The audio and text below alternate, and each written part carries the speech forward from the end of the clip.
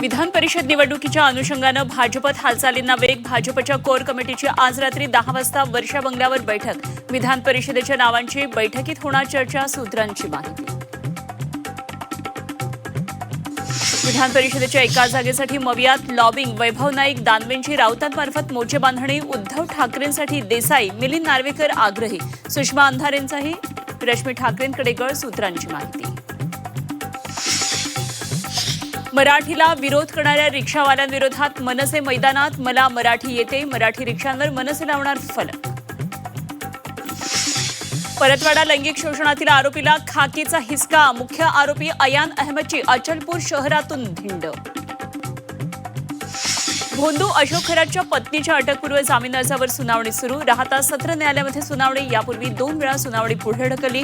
न्यायालय काय निर्णय देणार याकडे लक्ष. भोंदू खरातच्या खात्यात बोगस खात्यांमधून कोट्यवधी रुपये वर्ग. संशयित खात्यांची ईडीकडून चौकशी. खरातच्या भक्तांची यादी ईडीच्या ताब्यात असल्याची सूत्रांची माहिती.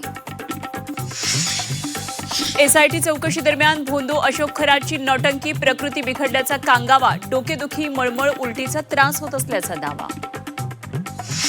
नाशिक कंपनी धर्मांतर आणि लैंगिक शोषण प्रकरणात पीडितेच्या जबाबातून संतापजनक माहिती समोर. रजा मेनन, आसिफ अन्सारीकडून सुरू होता छळ. धार्मिक कट्टरता आणि अश्लील शेरेबाजीचे आरोप. नाशिक लैंगिक शोषण आणि धर्मांतर प्रकरणातील आरोपीचा जामीन अर्ज फेटाळला. संशयित आरोपीकडून खोटा गुन्हा दाखल केल्याचा युक्तिवाद.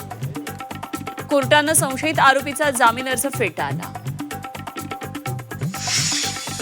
2006 मालेगाव स्फोट प्रकरणात आरोपींना मोठा दिलासा. मालेगाव स्फोटामधील आरोपींची निर्दोष सुटका.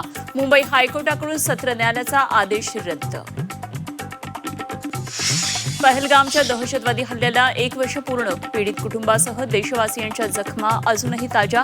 तर पर्यटकांसह स्थानिकांमध्ये भीतीचं वातावरण कायम.